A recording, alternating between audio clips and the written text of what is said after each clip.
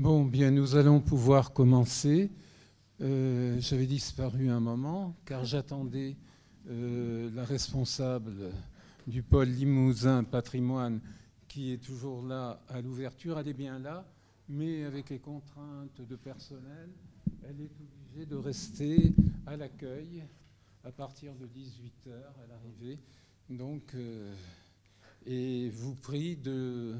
Elle m'a dit de l'excuser auprès de vous. Alors, j'ai le plaisir de recevoir une collègue, professeure de philosophie au lycée Renoir, mais poète aussi. J'ai d'ailleurs envie de vous lire, il faut bien faire une petite place à la poésie, oui, de temps en temps, comme un pull rétréci. C'est dans son recueil de textes en prose poétique qui s'appelle Capture. Bon, j'aurais pu prendre bien d'autres exemples. Ils sont tous beaux. J'en ai pris un, pas trop long. Comme un pull rétréci. J'ai voulu voir l'étang, à nouveau le voir, avec son mystère, son air de magie, son eau calme et profonde, son angoisse sourde. Quelque chose comme la beauté, quelque chose comme le souvenir, les arbres au fond, les feuilles, la couleur des feuilles, le noir de l'eau, les ondes qui passent. Pendant que notre cœur bat, le corps immobile, les poumons ouverts, parce qu'ils veulent voir eux aussi. Ils s'ouvrent comme nos deux yeux, insatiables, violemment épris de cette eau calme, toute proche, fébrile avec son danger, le danger de toute eau. Nous l'avons vu une première fois, un jour d'été. Nous nous sommes approchés, nous avons senti l'air avec les poumons, avec les yeux. Nous avons relevé la couleur mauve, un gris aussi, une sorte de gris. Nous avons ouvert grand nos poumons, grand nos yeux pour voir. Nous n'avons rien vu. Ce que nous avons vu, nous l'avons oublié. Cela a glissé à l'arrière des yeux. Nous étions là, tout au bord de l'étang. Il était là, assombri par la forêt, sa lisière. Elle nous en voulait peut-être de voir l'étang, qu'il soit vu de nous. Nous l'avons regardé longtemps, patiemment. Je l'ai humé avec les yeux, les poumons. Le visible fuit. Alors, bon. Merci. Voilà, c'était une manière personnelle, Marie-Noël, de vous introduire. La première fois que je vous ai rencontré, d'ailleurs, il était question de poésie, puisque j'organisais le dernier colloque que j'ai organisé autour de l'œuvre de Joseph Roufanche, notre grand poète limousin et ami, et qui était encore en vie. C'était en juin 2011 à Limoges. Vous avez participé à ce colloque et je me souviens de votre très belle communication qui avait pour titre « La blessure et la grâce, l'horizon de l'être et les poèmes de Joseph Roufanche ». Et puis, bien sûr, avec votre mari qui est ici présent, Laurent, Michel Bruzat, d'autres amis, le fils de Joseph, sa petite fille Amélie, vous avez participé à l'hommage. Je tenais à lui rendre le 25 janvier 2019, ici même, dans cet amphi Clancier. Mais aujourd'hui, c'est un autre domaine de la littérature. Oui. Je dirais peut-être la littérature témoignage qui vous tient à cœur, que vous allez aborder, deux destins de femmes, deux écritures intimes aussi, à l'épreuve de la guerre, Denise Bardet et Etty Hillesum. Nous vous écoutons. Merci. Bon, le commencement est toujours difficile. Donc d'abord, je voulais remercier évidemment Gérard, Philippe Lacroix, Monsieur Mandon et Laurent Bourdelat, par lesquels j'ai pu entrer en contact avec Jean Bardet, qui m'a encouragée dans ce travail et qui m'a confié la conférence qu'il avait faite à Paris, Être à Oradour à l'ombre d'un cahier, et qui m'a confié les carnets de Denise, enfin la retranscription des carnets de Denise dont je vais vous parler. Donc je vous présente les photos, ce seront les seules que j'ai choisies. Donc vous avez deux photos de Etty Hillesum, la photographie du livre édité par Lucien Saugny, Les carnets de jeunesse de Denise Bardet. Une photo, j'ai choisi une photo d'Oradour-sur-Glane avant le massacre du 10 juin. Et une photo du camp de transit de Westerbork, dont aussi je vais vous parler. Cette conférence a été écrite dans des circonstances particulières, vous allez comprendre. Je l'ai terminée le 16 juin 2020. Donc je suis contente d'être là avec vous pour vous faire part donc de ces deux écritures intimes à l'épreuve de la guerre, Denise Bardet et Etty Hillesum. J'ai dit tout de suite oui à Gérard qui m'invitait à participer à une conférence organisée par l'ARAL. Je l'en remercie ainsi que vous-même, ici présents. J'ai dit oui, mais sans savoir à quel serait mon objet d'étude. Poésie, philosophie, à quelle pratique allais-je m'adosser? J'ai dit oui avec la secrète et encore confuse idée de parler de la lecture. En ce sens, ce n'est pas tant en aspirante à la philosophie que je vais vous parler, ce n'est pas tant en poète, mais en lectrice. Car je tiens la lecture pour une expérience décisive, à la fois pour celui qui lit et qui écrit, même si tout lecteur, je pense, est pris entre une fiction qui consiste en fait à chercher pour lui une sorte de livre absolu et définitif par lequel seraient apaisés tous ses tourments. Et finalement, je me dis que le lecteur, la lectrice cherche ce livre. Fiction sans doute, mais aussi tourment, puisque ce que nous lisons, nous l'oublions. Donc je voulais parler de la lecture, de son urgence, de sa nécessité, d'abord par le plaisir qu'elle apporte et l'espèce de rapport qu'elle crée entre soi et le monde. Or, nous fûmes contraints à lire pendant le confinement de printemps 2020. Que faire sinon lire des livres? D'ailleurs, il paraît qu'à Berlin, les librairies restèrent ouvertes au motif que les livres sont un produit de première nécessité. Personnellement, je ne vais pas dire le contraire, même si pour lire des livres, le ventre doit être plein et la question de la survie réglée. La nourriture spirituelle est sans doute un luxe. Quoique, parfois, le plus grand dénuement ne soit pas incompatible avec ce désir des mots des autres. Permettez aussi que je rappelle ce sondage. Lors de ce premier confinement en France, 34% des Français déclarent avoir plus lu en cette période. Nous avons été contraints à lire seulement et une des manières d'atteindre le monde et les êtres fut sans doute dans les livres. Je lus pendant cette période pour fortifier mon courage.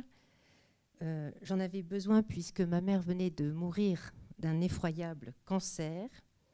Donc je lus les journaux et lettres d'Etty Hillesum, jeune femme juive de 24 ans, intellectuelle d'origine russe, parfois présentée comme mystique, née aux Pays-Bas et morte à Auschwitz le 30 novembre 1943. Cette lecture fut merveilleuse, quoique éprouvante. Merveille d'entrer dans l'intimité d'une vie et d'une écriture, toujours en alerte et soucieuse de dire à travers soi la totalité de l'expérience humaine. Épreuve de découvrir ces lettres, écrites au camp de transit et de concentration de Westerbork, d'où partaient les convois de mort en direction de la Pologne, essentiellement vers Auschwitz et Sobibor. Anne Frank, Edith Stein, sa sœur aussi, Edith Stein, philosophe, élève, disciple de Husserl, juive convertie au catholicisme, et tant d'autres, y furent enfermés avant d'être exterminés. En fermant le livre qui rassemblait une partie des carnets et ses lettres intitulées « Une vie bouleversée », j'avais appris à connaître quelqu'un. Une femme, pour ainsi dire, exceptionnelle. Femme qui, effectivement, avait pour moi la réalité d'une connaissance très proche. Elle qui ne cesse de dire qu'un poème de Rilke a autant de réalité qu'un déménagement ou qu'un ticket de fromage. Etty avait pour moi autant de réalité que moi-même. Une amie, en quelque sorte, avec laquelle j'aurais pu partager mes questions, mes doutes, mon désir d'écrire.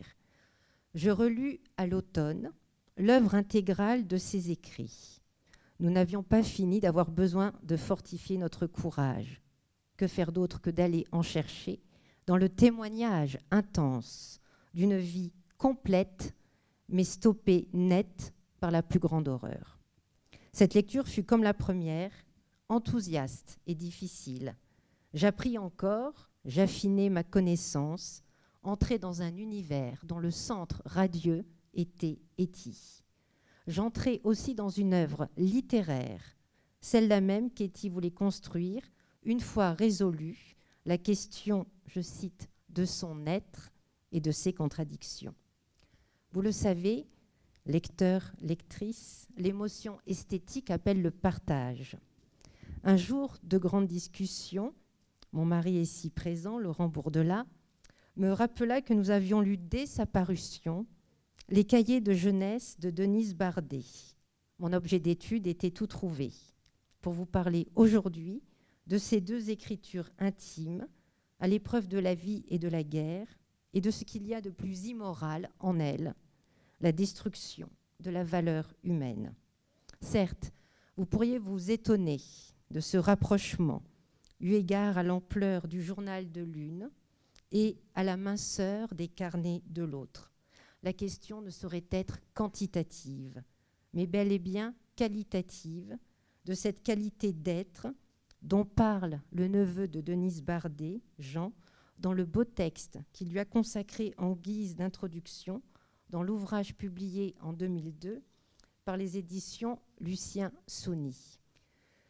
Donc Jean Bardet m'a confié cette conférence au Collège de France, Être à Oradour à l'ombre d'un carnet, texte dans lequel il explique la genèse de la publication des carnets de Denise Bardet, dont l'encre violette commençait à s'effacer. Et il présente dans ce texte son désir d'opposer à une mémoire hantée par la mort, la mémoire vive de sa tante, et donc de mettre à distance ce poids d'enfance et le deuil infini de Louise Bardet. Etty, Denise, Denise, Etty, c'est le privilège de cette écriture, de leur écriture, que de nous en sentir proches, même si, je cite Jean Bardet, l'histoire n'a pas permis à Denise de poursuivre sa réflexion, entamée vraisemblablement à l'automne 1940. Cette qualité d'être est éblouissante et sans nulle réserve, tant la vie du cœur côtoie intensément la vitalité de l'intelligence.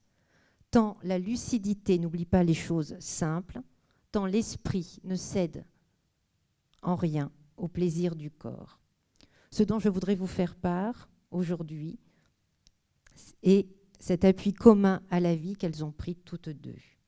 En s'exerçant à la discipline de l'écriture intime, en désirant toutes deux écrire, alors même que le monde s'enfonçait dans ce que le philosophe Karl Popper appelle la non-valeur absolue, la cruauté des barbares. Je vais donc commencer par vous présenter ces deux destins de femmes, l'une vous étant plus familière, puisqu'ici, nul ne peut ignorer le massacre d'Oradour-sur-Glane, le 10 juin 1944, par la division Das Reich.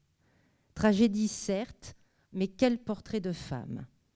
Je voudrais mettre en avant cet appui commun par lequel ces deux jeunes femmes œuvrent en conscience à leur liberté, à une compréhension lucide d'elles-mêmes et du monde, à une éthique humaniste à même de répondre à la haine de l'autre.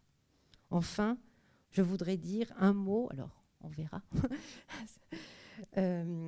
plus personnel, de cette pratique de l'écriture intime qui est la mienne depuis plus de 20 ans, et retrouver ainsi un auteur que j'aime beaucoup, que nomme Denise Bardet, qui est Robert Musil, qui écrit dans L'homme sans qualité, le tome 2, la plupart des hommes sont, dans leur rapport fondamental à eux-mêmes, des narrateurs. Donc, je vais commencer par la tragédie de deux destins, pour faire non pas le portrait de victimes, mais des portraits de femmes. Faut-il rappeler ce qui est bien connu ici en Limousin, le massacre d'Oradour-sur-Glane le 10 juin 1944? Oui, bien sûr. Justement parce que le temps passe, parce que les témoins directs disparaissent, parce que le négationnisme ne cesse de réinventer et falsifier l'histoire des hommes et des femmes. Il me faut donc commencer par un portrait de mort. Denise Bardet est rassemblée avec toutes les femmes et les enfants du village, puis enfermée dans l'église, à laquelle les soldats allemands et alsaciens mettent le feu. Le lendemain, on retrouve le corps de cette jeune institutrice de 24 ans assise sur une des marches de l'autel, avec dans ses bras une petite fille, élève de CE2. Cela me rappelle le mot de Socrate dans Phédon de Platon. Il y a en tout être humain un petit garçon ou une petite fille qui a peur de la mort. C'est elle ou lui qu'il faut consoler et persuader de ne plus avoir peur. L'horreur de cette mort, cette image insoutenable et à peine représentable, n'empêche ni de penser, ni de considérer le courage lucide de cette petite fille qui a pris dans ses bras une autre petite fille pour la consoler et peut-être apaiser son chagrin en faisant taire d'abord sa propre terreur. Qui a consolé l'autre, nous ne le saurons jamais. En revanche, le fait monumental est là, indiscutable, ineffaçable, irrévocable.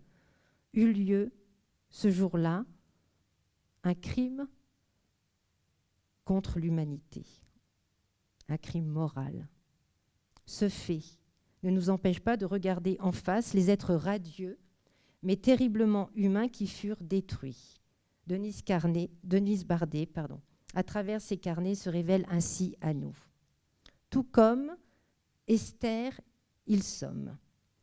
Elle meurt à Auschwitz le 30 novembre 1943, 2 mois après y avoir été déportée à partir du camp de Westerbork, donc qui est un camp de 500 mètres sur 500 mètres, qui a été construit en 1939 dans la province de Drenthe, au nord-est des Pays-Bas.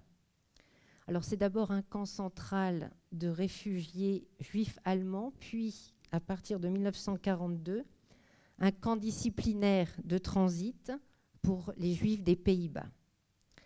Ses parents, déportés avec elle le mardi 7 septembre, meurent soit pendant le trajet, soit sont gazés dès leur arrivée. Alors par les lettres et les notes et les recherches, donc les départs de convoi avaient lieu les mardis. Et donc ce mardi 7 septembre, sur les 1000 déportés, il y aura 8 survivants. Ces 2 frères ne survivront pas non plus. L'un, Jap, qui avait fait des études de médecine, meurt du typhus en 1945 lors de l'évacuation de Bergen-Belsen. L'autre, Misha, pianiste virtuose, meurt à Auschwitz le 31 mars 1944. Je cite Etty Hillesum. « Si un SS me frappait à mort à coups de pied, je lèverais encore les yeux vers son visage et je me demanderais avec un étonnement angoissé, mêlé de curiosité humaine, « Grand Dieu, mon gars, que s'est-il donc passé de si épouvantable dans ta vie pour que tu te laisses aller à des choses pareilles ?» C'est dans le premier cahier, c'est en mars 1941. Nous ne saurons jamais de quoi Etty est morte, faim, maladie, épuisement, sévices. Nous ne saurons jamais si ses faibles forces lui permirent ou non de relever les yeux vers son bourreau. En revanche, ce portrait de mort nous invite à considérer avec attention la vie qu'elle a menée et dont elle a fait témoignage dans ses journaux intimes et ses lettres, dont une dernière fut jetée du convoi et retrouvée tout près de Nieuwegein, donc c'est au nord-est des Pays-Bas, le long de la voie ferrée. Alors je vais vous lire cette lettre.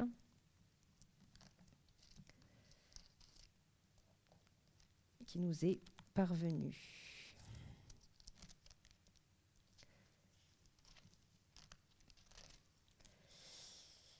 Donc le mardi 7 septembre 1943. Christine, j'ouvre la Bible au hasard et trouve ceci. Le Seigneur est ma chambre haute. Je suis assise sur mon sac à dos au milieu d'un wagon de marchandises bondées. Papa, maman et Misha sont quelques wagons plus loin. Ce départ est tout de même venu à l'improviste. Ordre subite de la haie, spécialement pour nous. Nous avons quitté ce camp en chantant. Père et mère, très calmes et courageux. Misha également. Nous allons voyager 3 jours. Merci de tous vos bons soins. Les amis restés au camp vont écrire à Amsterdam. Peut-être te fera-t-on suivre. Peut-être aussi ma dernière longue lettre. Un au revoir de nous 4, Etty. Donc c'était sur une carte postale. Toutes deux, Etty et Denise, sont nées et mortes une fois. Mais toutes deux sont nées une deuxième fois quand elles ont engagé leur existence dans l'écriture d'un carnet. Toutes deux se sont ainsi appuyées à la vie par le corps, les mots, des valeurs humanistes. Appui plein qui ne fut pas sans cette merveilleuse mais troublante capacité d'interroger le tout de la réalité. Abordons dès lors le parcours de vie de ces deux intellectuels dont le désir de savoir n'atténuait pas, bien au contraire, le désir de vie et d'amour. Alors, une remarque pour Etty Hillesum. Elle est connue en France depuis les années 1980 par la publication de ses lettres au Seuil. Ces lettres avaient été publiées de manière clandestine dès 1943 et ses amis qui voulaient éditer ces lettres avaient caché ces lettres dans une publication qui avait le titre de 3 lettres du peintre Jean-Baptiste van der Plume. Et donc ces lettres étaient destinées à son amant, Anne Wegerif, et à des amis. Denise est née à Verneuil-sur-Vienne et morte un 10 juin. 24 ans séparent ces 2 printemps. Son père, Germain Bardet, et sa mère, Louise Mounier, sont de modestes cultivateurs. Tous vivent à la Grange de Beuil, sur la commune de Vérac. Louise assume seule, à la mort de son mari, la charge de faire vivre la famille. Germain Bardet est un ancien poilu, gazé pendant la Première Guerre mondiale, de santé fragile. Médaillé de guerre, il meurt quand Denise a 9 ans. Orpheline, elle partage sans doute son chagrin avec son petit frère Camille. La vie est laborieuse, mais Louise Bardet, qui travaille au champ, s'entête à faire instruire ses 2 enfants. Denise Bardet est une excellente élève. Elle prépare le concours d'entrée à l'École normale d'institutrice de Limoges et est reçue le 15 octobre 1940. à l'automne, elle commence la rédaction de ses carnets. Son premier poste est au loin de la ferme familiale à Chéronac, entre Charente et Dordogne. Denise aime son métier, ses tout jeunes élèves. Elle aspire à transmettre à de plus grands et sans doute à quitter la campagne pour être un jour professeur. En 1943, elle est mutée suite à sa demande à l'école des filles d'Oradour-sur-Glane, située au centre du village. Du lieu-dit Lagrange au village, 3 kilomètres, que Denise parcourt à vélo pour rejoindre ses jeunes élèves de cours élémentaires. Sans doute a-t-elle un goût pour la liberté. Je dis ça pour le vélo. D'ailleurs, de ces années de formation, elle semble garder une sorte d'amertume. Denise la revêche. Elle aura supporté la surveillance des mademoiselles qui ne doivent, en dépit de l'abandon de l'uniforme, ni se maquiller, ni fréquenter les jeunes garçons. Tenue correcte exigée, littéralement et dans tous les sens. La discipline grise des mœurs et des corps pèse à cet esprit si peu engourdi. Et pourtant, elle n'ignore pas l'autre discipline, celle qu'elle impose à ses chers, dit-elle, gosses. Discipline nécessaire parce qu'émancipatrice du savoir et de la culture. Si j'osais, on pourrait déceler en elle l'élan d'un féminisme éclairé et vivifiant. Nous le savons, comme Antigone qui aurait pu de son amour avec Aimon avoir des enfants, Denise, courtisée, mais fiancée avec Georges, n'aura pas eu le temps d'affermir ses convictions humanistes, ni de répondre à l'appel constant chez elle d'une formation intellectuelle de plus en plus aiguë. Elle n'aura pas eu le temps d'accomplir son désir d'écrire en lectrice qui a tant lu. Vers 15 heures, tous les enfants et leurs institutrices sont enfermés dans l'église, puis 1 heure plus tard, gazés, mitraillés, brûlés. Etty Hillesum peut aussi être décrite comme une femme libre. Elle, qui connaît à Amsterdam les lois anti-juives. Alors, parmi ces lois, le recensement obligatoire des Juifs en 1941, la lettre J sur les cartes d'identité. À partir du 29 avril 1942, le port obligatoire de l'étoile jaune, l'interdiction de se présenter aux examens, de s'inscrire à l'université, puis en juin 1942, interdiction de prendre les transports en commun ou d'aller dans les commerces de produits frais. Donc elle connaît à Amsterdam les lois anti-juives mises en place par l'occupant nazi. Etty Hillesum naît le 15 janvier 1914 à Middelburg, aux Pays-Bas, dans la province de Zélande. Sa mère, Rebecca Bernstein, est née en Russie, d'où elle s'enfuit suite au pogrom. Déguisée en soldat et le crâne rasé, au dire de son fils aîné, Jap. Contrainte encore de fuir l'Ukraine, elle naît à Potchaïev. Elle arrive à Amsterdam en 1907 et se fait inscrire au registre civil comme professeur de russe. Son père, Levi Hillesum, est né à Amsterdam et consacre sa vie à l'enseignement des langues anciennes, notamment le grec. Nommé proviseur, il est démis de ses fonctions en novembre 1940 par les autorités allemandes d'occupation. Etty est le premier enfant du couple. Naissent ensuite ses petits frères, Jap et Misha. Les relations familiales sont intenses et difficiles, faites d'amour et de colère, d'étouffement aussi. Je cite Etty Hillesum, « Mais je ne me détruis plus en me laissant ronger par la pitié, associée à un sentiment de culpabilité lorsque je vois mes parents. » Etty n'est pas une très bonne élève au lycée, pas plus qu'elle n'est une brillante étudiante. Néanmoins, en 1939, elle obtient sa maîtrise en droit public néerlandais.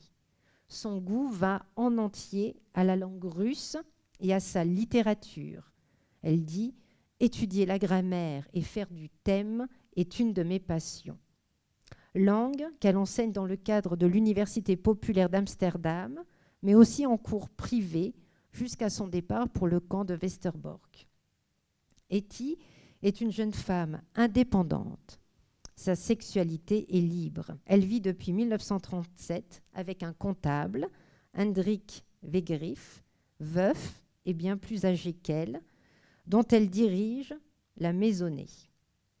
Une rencontre décisive l'amène à s'ouvrir à elle-même et à Dieu à travers sa relation ambiguë à Julius Spier, donc, que vous avez là, qu'elle nomme dans ses cahiers l'homme de sa vie et qu'elle va désigner dans ses journaux par la lettre S. Alors, Julius Spier a d'abord travaillé dans le commerce et la métallurgie, puis il s'est tourné vers la psychologie suite à une analyse avec le psychanalyste Carl Gustav Jung. Et donc, à l'invitation de Carl Gustav Jung, Julius Spier ouvre un cabinet de psychochirologie, autrement dit d'une analyse du profil psychologique par la lecture des mains. Et Ilsom cite dans son texte Julius Spier qui dit que les mains sont le second visage. Donc elle rencontre Julius Spier, lui est de Berlin, mais il fuit l'Allemagne nazie. C'est à Amsterdam qu'il fait la connaissance de cette jeune femme, tantôt exaltée, tantôt déprimée. Très vite, il lui conseille de tenir un journal intime pour mettre au clair une telle collision de pensées et de sentiments contradictoires. Ce à quoi elle va s'attacher entre mars 1941 et octobre 1942, date à laquelle elle a déjà été transférée, suite à sa demande, au camp de Westerbork à titre d'assistante sociale aux personnes en transit. Donc nous avons 11 cahiers, le 7e a disparu, qui ont été publiés. Et donc en 1942, Ilsom sollicite un emploi au Conseil juif d'Amsterdam, qui est accepté le 15 juillet 1942. Donc elle va d'abord faire des tâches administratives et ensuite être assistante sociale. Elle s'y attache avec ardeur et fougue, une assiduité bouleversante, tant la vie y est pleinement vécue dans ses joies comme dans ses souffrances. Et comme Denise Bardet, Ilsom n'aura pas le temps de devenir l'écrivain et la voyageuse qu'elle rêvait d'être. Elle dit dans son journal « Un jour, je serai écrivain ».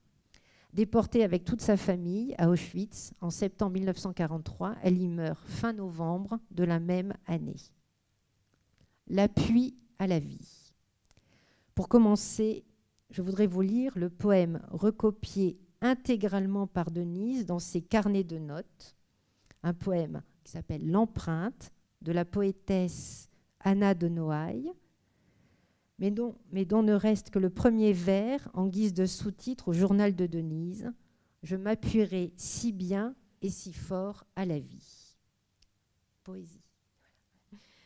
Je m'appuierai si bien et si fort à la vie, d'une si rude étreinte et d'un tel serrement, qu'avant que la douceur du jour me soit ravie, elle s'échauffera de mon enlacement. La mer, abondamment sur le monde étalé, gardera dans la route errante de son eau le goût de ma douleur qui est âcre et salée, et sur les jours mouvants roule comme un bateau. Je laisserai de moi dans le pli des collines la chaleur de mes yeux qui les ont vus fleurir, et la cigale assise aux branches de l'épine fera crier le cri strident de mon désir. Dans les champs printaniers, la verdure nouvelle et le gazon touffu sur les bords des fossés sentiront palpiter et fuir comme des ailes les ombres de mes mains qui les ont tant pressées. La nature qui fut ma joie et mon domaine respirera dans l'air ma persistante odeur, et sur l'abattement de la tristesse humaine, je laisserai la forme unique de mon cœur. Ce poème, extrait du recueil « Le cœur innombrable », révèle l'attachement de Denise Bardet à la vie et à son goût pour la nature, mais aussi la conscience lucide qui est la sienne. Je suppose qu'à le recopier, elle faisait par là même témoignage d'une intimité de vue entre elle et la poétesse, qui, comme elle, était une lectrice de Nietzsche. Non pas seulement intimité, mais amitié, par laquelle on se reconnaît et s'élève dans les aspirations d'une autre. Comme Denise, Etty Hillesum est très soucieuse de recopier des poèmes dans ses journaux et d'engager ainsi un rapport vivant à la poésie qui la guide et ravive son courage. Son auteur préféré semble être Rilke, dont elle connaît la langue et qu'elle cite très souvent, comme pour se rappeler à elle-même la voix exigeante de la création. Écoutons à travers elle ce poème qu'elle recopie en décembre 1941, extrait du livre d'heures, « Si une seule fois se faisait le silence », poème auquel elle revient très souvent comme à une source d'eau vive. Trop seule en ce monde et pourtant pas assez pour sanctifier chaque heure. Trop infime en ce monde et pourtant pas assez petit pour être devant toi comme une chose. Je veux ne réfléchir que ta stature entière et ne jamais être aveugle ni trop vieux pour soutenir ta lourde image vacillante. Je veux me déployer. Nulle part je ne voudrais rester courbée, car je suis fourbe où je me courbe. Et je veux avoir devant toi l'esprit vrai. Je veux me décrire comme une image que j'ai vue, lointaine et pourtant proche, comme un mot que j'ai compris. Qui parle? C'est Abel, tué par Caïn, sous le regard de Dieu, l'homme par l'homme. Etty recopie ce poème et juste après écrit non sans humour, car elle a beaucoup d'humour. Et ensuite, il a fallu évider une molaire où je vais piquer un petit roupillon, c'est le début de la sagesse. Donc Etty recopie ce poème et cherche à travers lui à se réunir à elle-même par un travail d'écriture qu'elle accomplit quotidiennement. La poésie est son appui, et cet appui, elle le dit sans cesse, a autant de réalité qu'un ticket de rationnement pour du fromage. Si l'une ne se confie pas très souvent à son cahier, Denise, tandis que l'autre y revient chaque jour, toutes deux ont un goût commun et puissant pour la littérature. Toutes deux aiment les livres. Toutes deux aspirent à cette discipline intellectuelle qui s'adosse à la vie, non pas pour l'assécher, mais pour mieux la comprendre. Toutes deux sentent et ressentent de manière aiguë leur propre insuffisance et le vertige qu'il y a à désirer connaître. Toutes deux évoquent cette tension entre sentir et penser. Toutes deux incarnent une vitalité faite de contradictions entre le corps et l'esprit. Et aussi, elles parlent de l'âme, toutes deux, même si l'absolu qu'elles désirent diffère. Vitalité du corps. Etty Hillesum, comme Denise Bardet, ont conscience d'une intensité d'existence que leur esprit instruit et nourri de lecture appelle à restituer et à confier à l'écriture d'un journal intime. La seconde écrit probablement en 1940, Denise Bardet. Comment vais-je le baptiser? Journal? Non. Confident, ami. J'y verserai ce qui déborde en moi parfois. Une note du journal édité par Lucien Souni nous rappelle « Aucune date n'est mentionnée par Denise ». Ce qui importe, c'est sans doute cette entrée irréductible en écriture et le souci d'y revenir modestement comme un recours possible à plus de clarté en soi et d'expression de cette vie si ardente au-dedans. En quête d'amitié et de reconnaissance aussi, recherche d'une sorte d'âme sœur. Or, en ce désir, se donne à lire la vitalité d'un corps qui aime sentir. L'intellectuelle naissante ne méprise pas les élans d'une vie sensible et sensuelle. Comment le pourrait-elle à 20 ans? Cela est d'autant plus vrai que les années de formation à l'école normale d'institutrice furent vécues comme une mise à sac de l'énergie et comme un étouffement minutieux de toute singularité. Du temps fut perdu, appauvri en ses ressources de vie et de chaleur. Ce passé fut sans doute laid, et vide de sens s'il ne s'agissait que d'apprendre à bien se tenir et à ne pas choquer par son originalité ou sa puissance de liberté. Elle fait une confidence le 2 novembre 1940, sans ambiguïté. N'ai-je pas perdu 3 ans complètement ? On peut très bien imaginer comment l'école se transforme en carcan et comment les aspirations des esprits les plus curieux et affamés de savoir peuvent être vite déçues et contredites. Cette école-là ne fut pas digne d'espérance. Il faut donc mesurer le courage de cette jeune pédagogue d'avoir su réinventer sa vocation au sortir, dit-elle, de ce cauchemar. La voilà attentive à ses jeunes élèves, tendre mais exigeante, voulant pour eux, sans doute, une autre école que celle qui l'a conduite à instituer ses fils et filles de la campagne.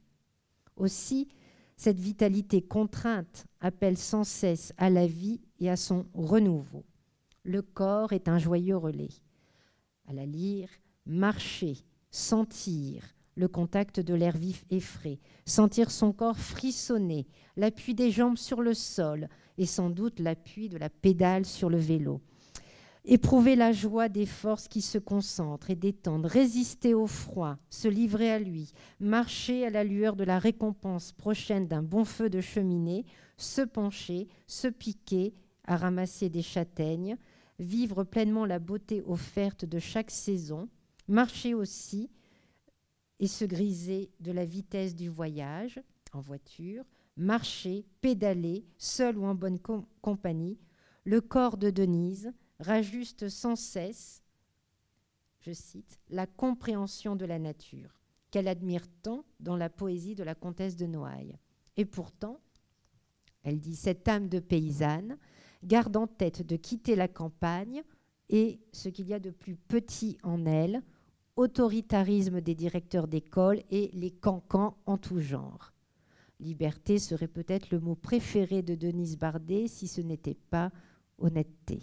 À bien la lire et à faire confiance à ce qu'elle dit, il est certain qu'elle aura gardé en tout cette âme sensuelle et sensible, disposée à faire provision de sensations inépuisables.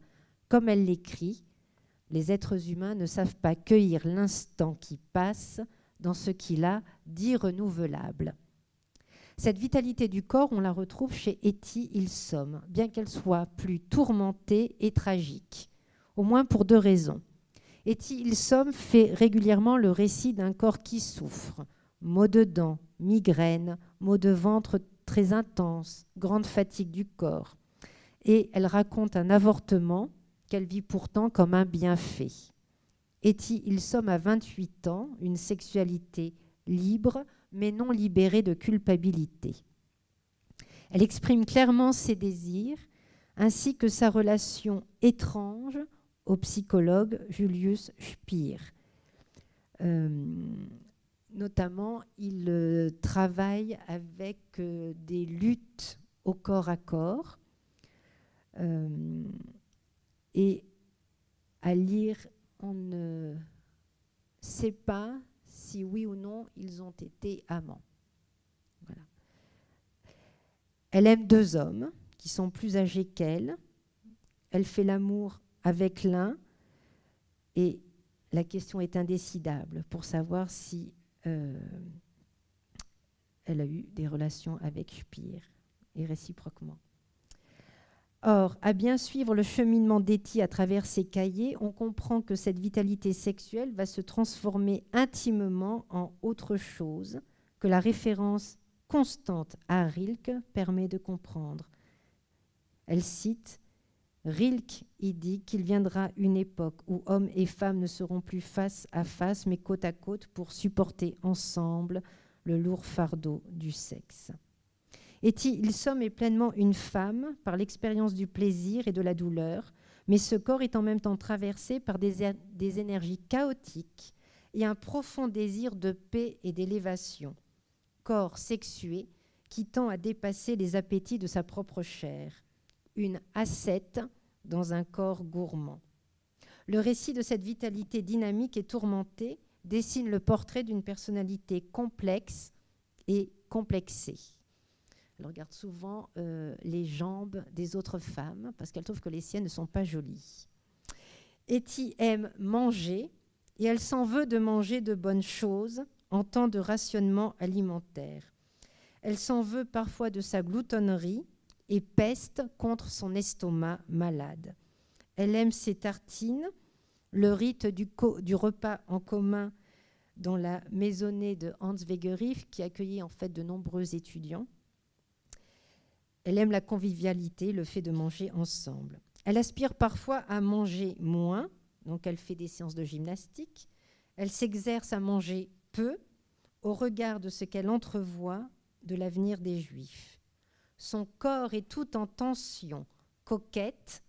Elle aspire à se présenter telle qu'elle est. Sociable, elle rêve de solitude. Frileuse en été, elle aspire à supporter le froid et les grands froids d'hiver. Sexuelle, elle tend vers une tendresse et un amour infini. Forte, elle ne cesse, rien qu'à marcher des heures, parce que les Juifs n'ont plus le droit de prendre leur vélo ou un quelconque moyen de transport, elle ne cesse d'éprouver ses faiblesses. Faible et malade du ventre, de ses migraines, elle s'entête à dominer la douleur et les souffrances de son corps et se réjouit régulièrement de se laver toute nue à l'eau froide. La lutte avec soi est quotidienne. Se lever quand le corps voudrait rester au lit, résister aux appétits quand ils sont sur le point d'éclore, s'attabler à sa table d'écriture quand l'esprit voudrait flâner. Et le geste auquel elle va peu à peu s'accoutumer, non sans mal, parce que geste le plus intime, s'agenouiller pour prier un Dieu d'amour et de pardon. Ni le corps d'Etty Hillesum, ni le récit qu'elle en fait chaque jour ne sont tranquilles.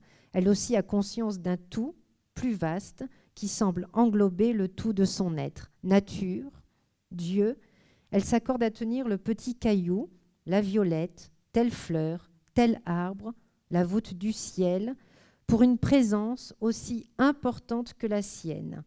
Ce corps-là est bien celui d'une créature prenant peu à peu conscience d'avoir été séparée du divin, ne cessant dès lors de vouloir s'y réunir.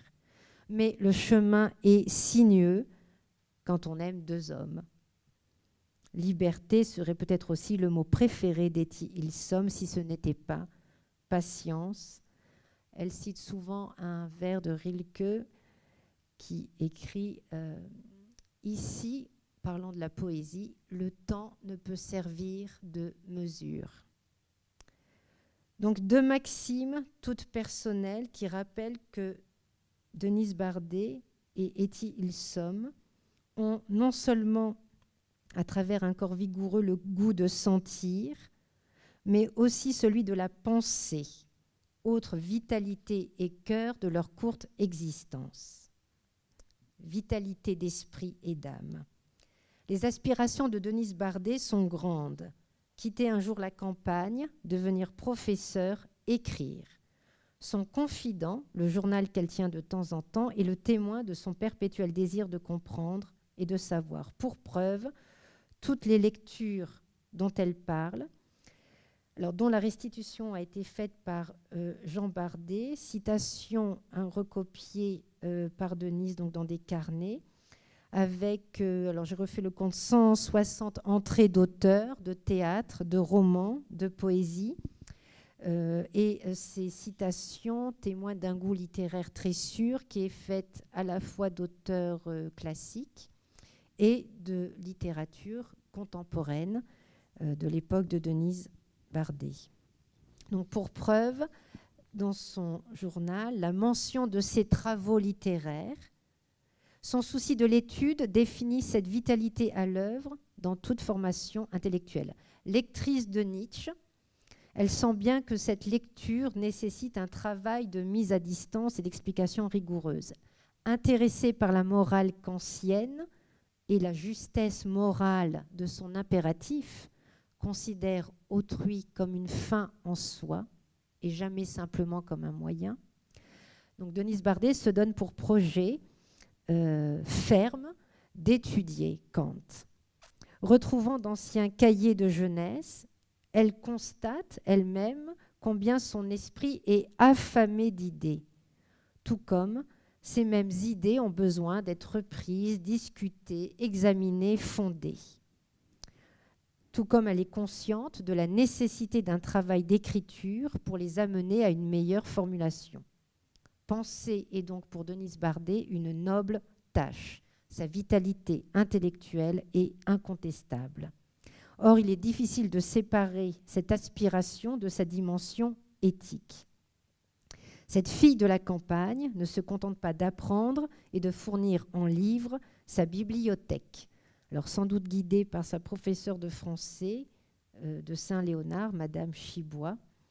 Elle ne se contente pas de penser comme si la pensée était lettre morte.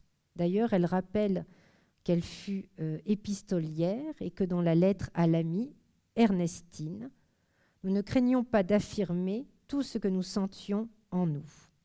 Penser vaut à condition d'assumer la charge de la vie dans le respect le plus attentif de l'humanité. Sa condamnation de la pensée nazie, mais peut-on dire pensée, et de l'hitlérisme montre que cette vitalité intellectuelle s'enracine dans un profond humanisme. Denise Bardet aurait pu être ignorante du sort du monde à se plonger dans tant de livres. Il y a là possibilité de refuge ou de cécité. Elle aurait pu seulement s'instruire du ciel des idées, sans jamais revenir au sol d'une terre ferme.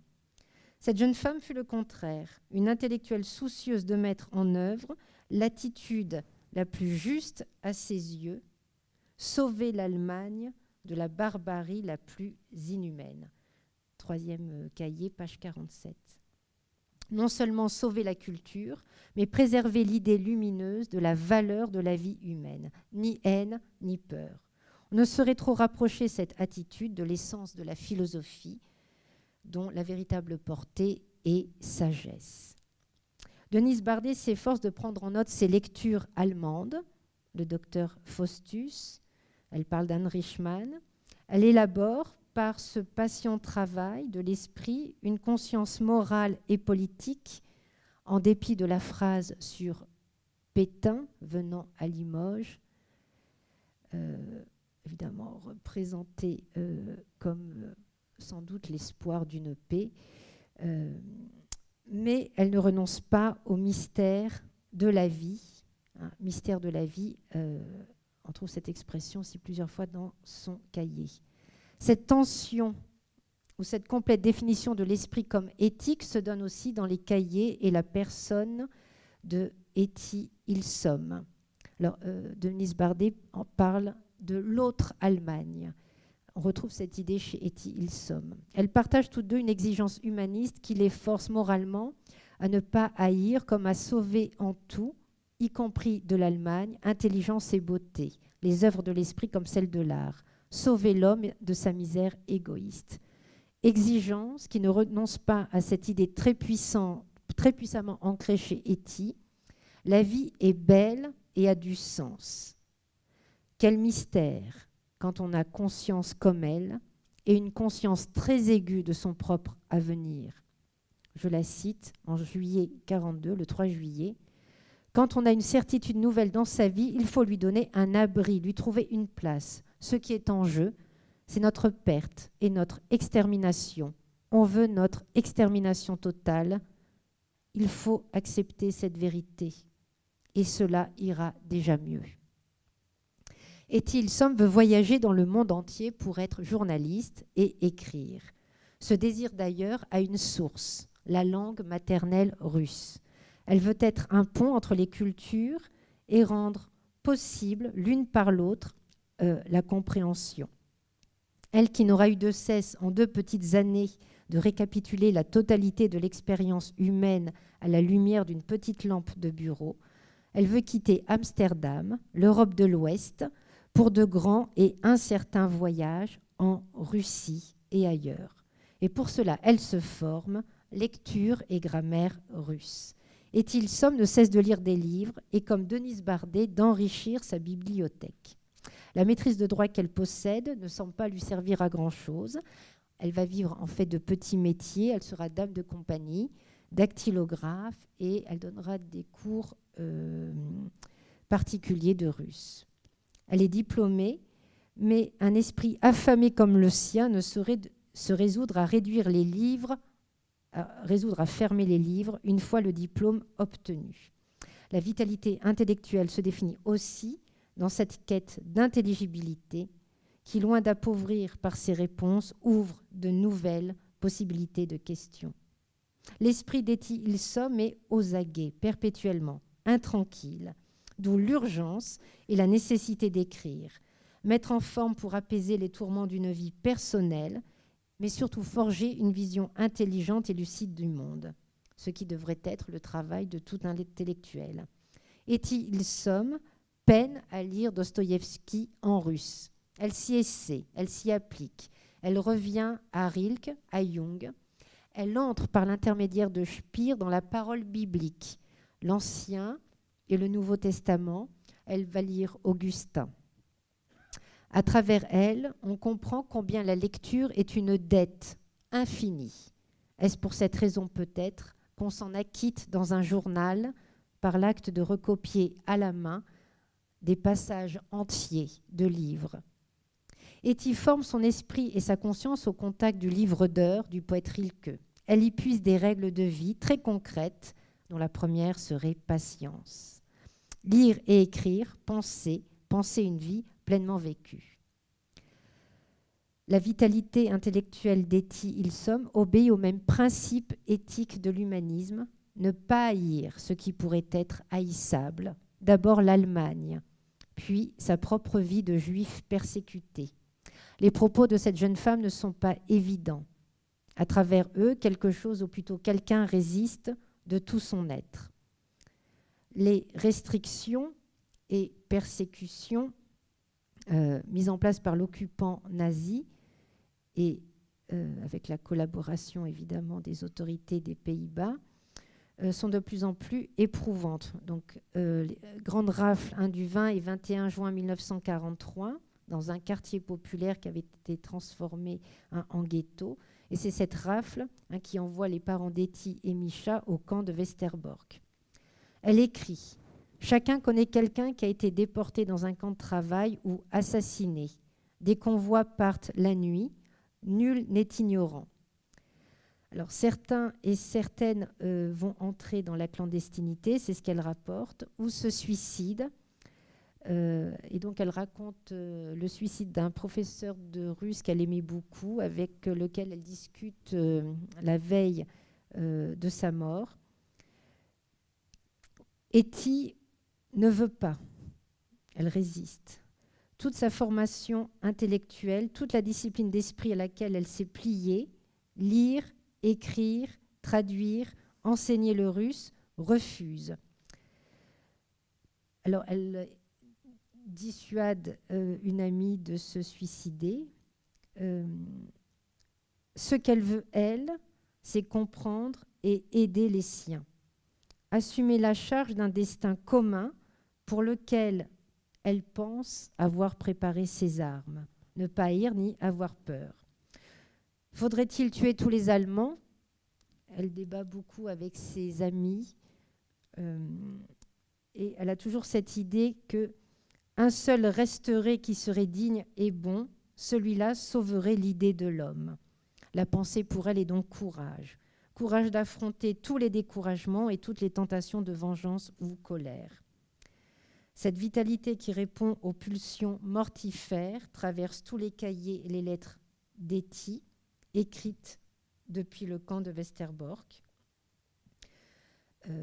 Donc il y aura eu entre 1942 et 1944 85 départs de convois et 107 000 juifs néerlandais exterminés à partir de ce camp.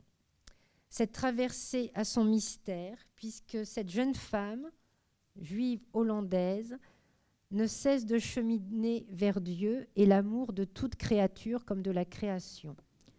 Sans se convertir officiellement, elle viendra à l'attention toute chrétienne de la prière, et dans les cahiers 10 et 11, elle s'adresse directement à Dieu, ce qui a pu faire d'elle une mystique. Aider l'homme ne suffit pas. Encore faut-il aider Dieu lui-même dans ce terrible abandon aux sources du mal. En tout cas, il y a chez elle un désir de conversion très puissant. Quand Denise Bardet écrit « Enfin, je voudrais croire en Dieu. Cela m'est impossible. La science semble nous empêcher. Or, aucun bon Dieu ne laisserait ses enfants souffrir ainsi. » Alors, il me semble que c'est l'argument ultime et décisif de Dostoïevski, la souffrance des enfants, pour éliminer la possibilité que Dieu existe. Cela dit, son esprit instruit de raison humaniste n'est pas sans tension spirituelle. Dans ce même cahier, Denise Bardet envisage de vivre dans un amour infini et non, dit-elle, personnel, pour vivre ce qu'elle appelle le mystère même de la vie. Vitalité de femme. Pour clore ce double regard de vie, il faut enfin rappeler que nous avons affaire à deux femmes. Cette double vitalité est celle d'une pensée qui ose affirmer, en tant que femme, un désir d'indépendance et de liberté. Féminisme, en quelque sorte, de l'une et de l'autre, et qui révèle le tempérament fort de leur âme. Cette dernière vitalité révèle les aspirations de deux jeunes femmes qui ont d'abord une conscience de leur appartenance à une famille, à une lignée, une sorte de tradition d'amour, mais aussi d'incompréhension inhérente aux rapports familiaux.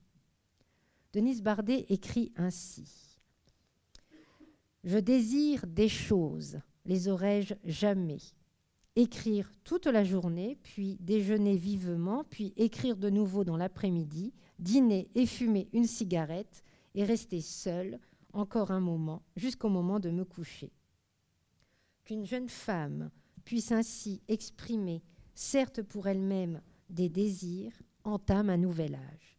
Car se donner la possibilité de le formuler pour soi-même, dans le secret confidentiel du cœur, rend possible, sans doute, l'expression publique de ce même désir, sans honte ni peur, et peut-être d'abord aux yeux de sa propre famille. Denise, l'indisciplinée de l'école normale, veut vivre sa vie comme elle l'entend. Ce qu'elle désire n'est rien d'autre que l'indépendance par le travail, l'autonomie d'une conduite qu'on ne pourra pas surveiller ni juger d'indécente, bien plus, autonomie d'une vocation littéraire pour laquelle on se fixe des règles et des habitudes exigeantes, écrire le matin, écrire l'après-midi. Denise Bardet a l'âme paysanne, dit-elle, qui n'a plus que sa mère et son frère Camille, qui vit et enseigne à la campagne, sait combien ce désir peut susciter d'incompréhension et de méfiance.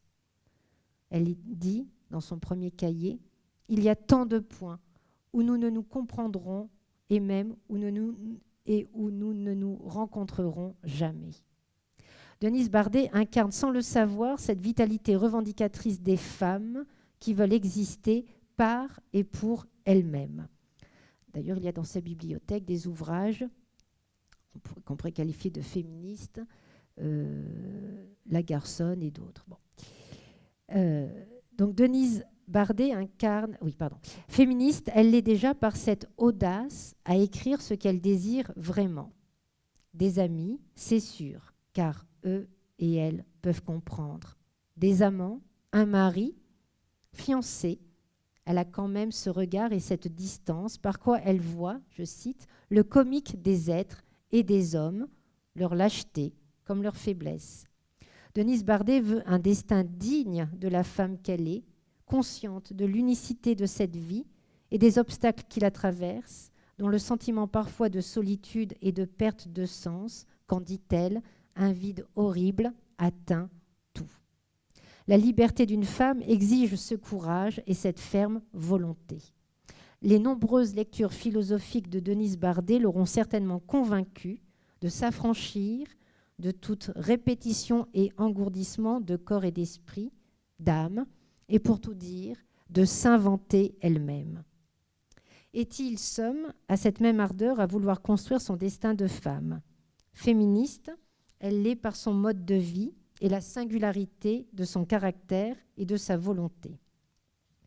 Alors qu'elle travaille en tant que membre du Conseil juif, pour lequel, dans ses cahiers, elle a des mots très durs et la conscience, dit-elle, d'une sorte de responsabilité morale. Donc, alors qu'elle travaille en tant que membre du Conseil juif à dactylographier des centaines de lettres, d'instructions en vue de la déportation vers le camp de Westerbork, alors qu'un petit cercle d'amis lui propose d'entrer dans la clandestinité, elle refuse, car elle souhaite, et là elle le dit aussi souvent, partager le sort de son peuple. Donc, alors qu'elle travaille en tant que membre du Conseil juif, elle se ménage des moments intenses de lecture de Rilke, assise là sur une chaise, concentrée, silencieuse, au milieu d'une agitation bruyante et abrutissante. Envers et contre tout, dit-elle, au milieu de cette maison de fous, je suis ma propre voix intérieure.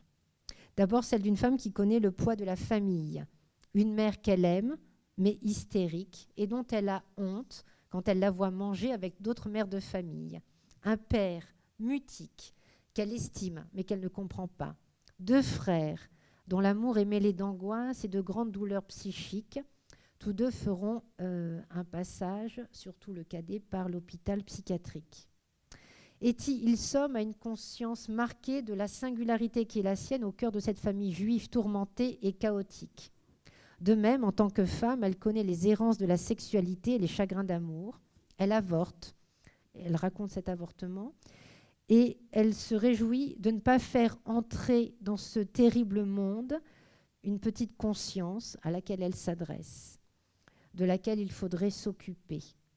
Femme coquette, soucieuse de plaire, elle sait les illusions de la séduction. Amante peut-être de 2 hommes, elle tend à pacifier les élans de son corps et de son cœur. Ce qu'elle veut, écrire des livres, mettre en forme le récit d'une époque qui, dit-elle, déverse en elle les horreurs de l'histoire, témoigner par l'écriture de cette existence de témoins alertes et intimement concernés. Elle se voit psychologue aidant les autres, ou plus souvent journaliste parcourant le monde. Elle se pose la question de l'institution du mariage, sans doute comme un ordre révolu, et elle se rêve passerelle entre l'Europe de l'Ouest et la Russie. Bref, une femme libre, à même d'assumer les incertitudes de la vie et ses tourments, à même de prendre en charge par l'esprit cette même vie que la guerre et l'extermination menacent. Et dans son désir de femme, le mystère de son lien à Dieu, qui va devenir de plus en plus présent dans son écriture, par lequel elle s'agenouille et prie.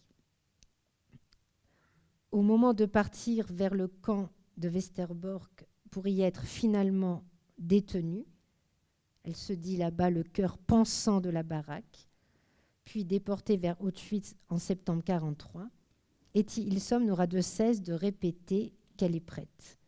Alors, je voulais vous lire. Voilà, je déborde. Je vais terminer. Voilà. Donc, ces lettres clandestines qui ont été publiées voilà, sont un témoignage pour les historiens sur ce camp de transit. Alors, voilà ce qu'elle dit. Alors, Westerbork. Alors, je vous donne au hasard un extrait de l'inventaire. Il y a un orphelinat, une synagogue, une morgue, une fabrique de semelles en pleine expansion. J'ai entendu parler de la construction d'un asile d'aliénés et le complexe des baraques hospitalières qui s'étend continuellement compte déjà 1000 lits. La petite prison d'opérette qui se dresse dans un coin du camp, grande comme un mouchoir de poche, semble ne plus suffire. On projette d'en construire une autre, plus grande. Cela vous paraîtra sans doute assez surprenant, une prison à l'intérieur d'une prison. Il y a des crises de cabinets en miniature, accompagnées des intrigues et des manœuvres dont elles semblent décidément inséparables. Il y a un commandant hollandais, un commandant allemand. Le premier a plus d'ancienneté, le second plus d'autorité. De ce dernier, l'on dit en outre qu'il aime la musique et que c'est un gentleman. Je suis mal placée pour en juger, bien qu'à mon avis, il exerce des fonctions tout de même assez inattendues pour un gentleman. Il y a une salle de théâtre dont les planches, dans un passé glorieux, où la notion de convoi restait à inventer, ont accueilli un Shakespeare affreusement mutilé. Aujourd'hui, la même scène est occupée par des bureaux, des machines à écrire. Il y a de la boue, tant de boue, qu'il faut avoir un soleil intérieur accroché entre les côtes si l'on veut éviter d'en être psychologiquement victime. Notre camp n'a qu'un étage et pourtant on y surprend une multitude d'accents aussi impressionnantes que si la tour de Babel avait été élevée parmi nous. Bavarois, saxons, limbourgeois, haguenois et frisons oriental, allemand avec l'accent polonais ou russe, hollandais avec l'accent allemand. Et j'attire votre attention sur le fait que notre colonie couvre au maximum un territoire d'un peu plus d'un demi-kilomètre carré. Bon. Et après, elle continue la description du camp. Donc, Etty Hillesum n'aura de cesse de répéter qu'elle est prête. À lire ses écrits, on peut la croire, on peut être sûr de sa sincérité, de la rigueur de son cheminement intérieur. On ne peut douter de cette sorte de lutte qu'elle a menée pour être une femme à la hauteur des exigences qui furent les siennes. Évidemment, son courage et sa force morale et intellectuelle, son énergie spirituelle ne pouvaient aller au-delà de ce que peut souffrir un corps d'être humain, un corps de femme, dans ce qu'elle appelle un enfer d'invention humaine. L'avant-dernière phrase du cahier 11 nous le rappelle, on voudrait être un baume sur tant de plaies. Denise Bardet, par la force des choses, clôt, elle, par l'amour qui est lumière.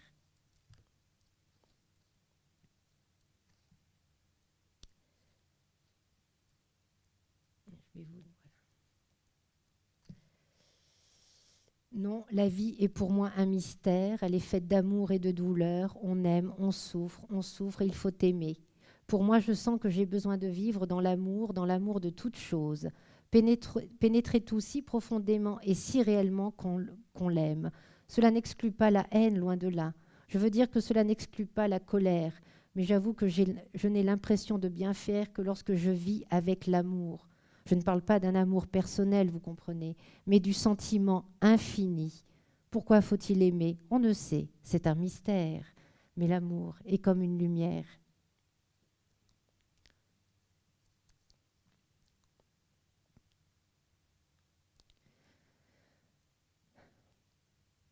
Excusez-moi.